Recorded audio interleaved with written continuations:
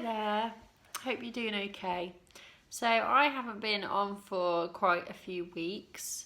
At this moment in time it doesn't really matter because nobody is watching these videos, which is fine. I know it takes a while to get started and I think people will. I have spent some time in the hospital, which is why I look so rough in the last couple of weeks, and had a real big health scare. And as much as I've been at home since then, I could have made videos and I could have done them on Thursdays at 7ish like I usually do, but I couldn't bring myself to talk about how to sort life out when mine was falling apart. And yeah, this is the best I've looked, so you know what I mean. But I thought today,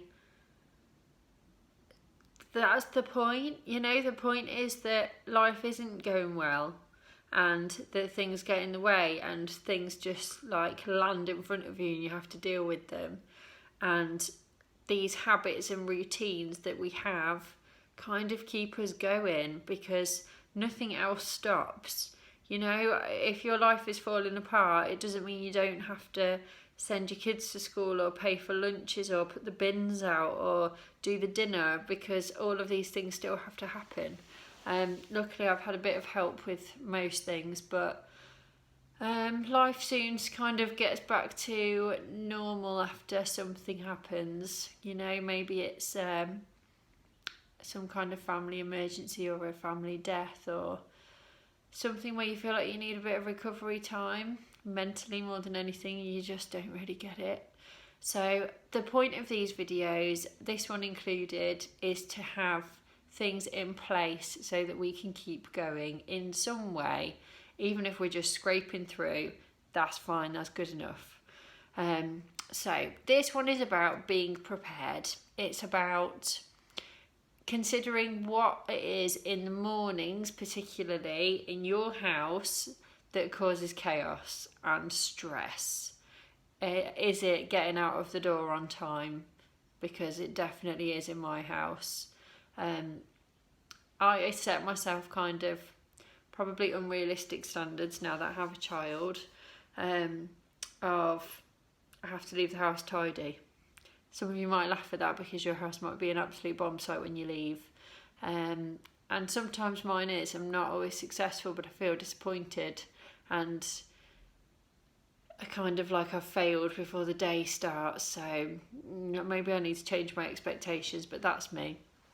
A few things that I do that can keep on top of that and that mean that some mornings my house is actually tidy is trying to think ahead and do some things the night before. Give me a nod or a thumbs up if you do any of these, and do they help?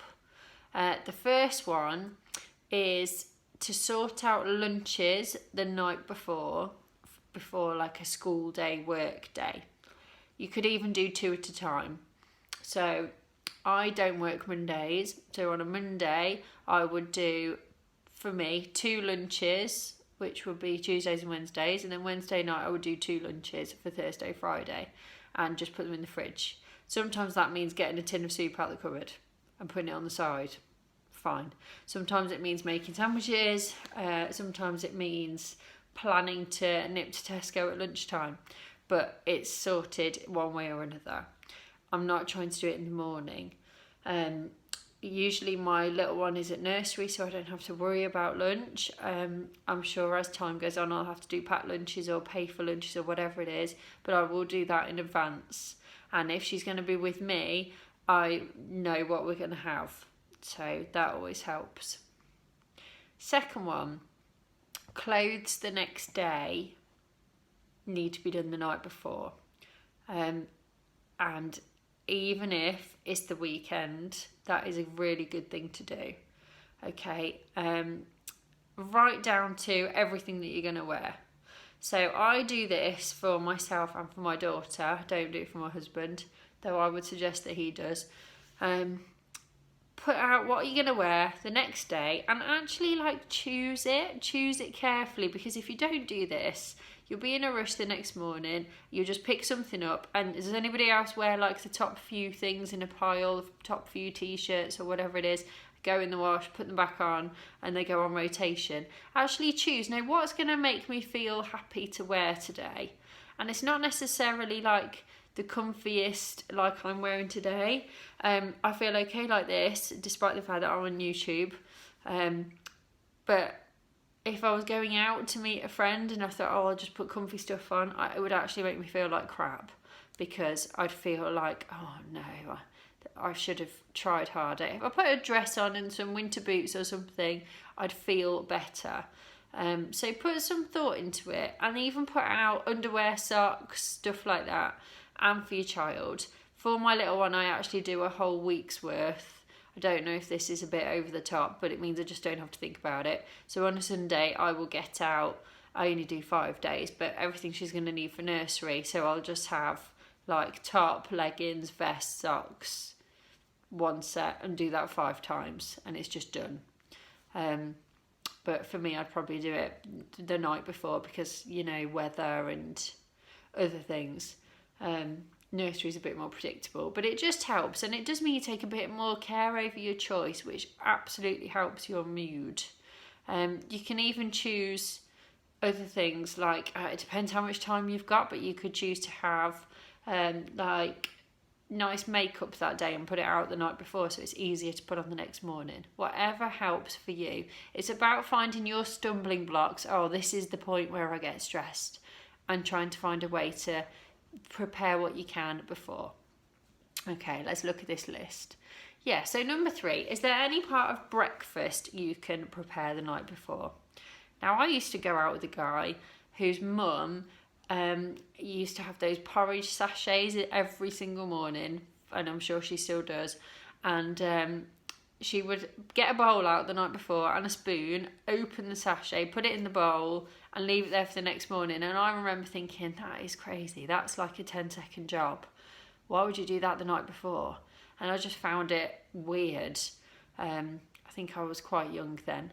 I get it now, because those few seconds, minutes, whatever they are precious. So if you can get out, you might have like 4 kids.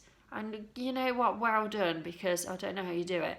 But get out 4 bowls and 4 spoons. Okay, you can't get the milk out. You probably don't want to put the cereal in the bowl the night before. Maybe you do. But you can get things ready. You could say to your kids, right, you've got 2 choices of cereal tomorrow. Which one are you going to want? And just leave those out, so it's not a big argument, discussion, fight in the morning. And whatever you can do to be prepared, be prepared. Get the stuff out the night before. Number 4, put whatever you're going to need by the door or even in the car.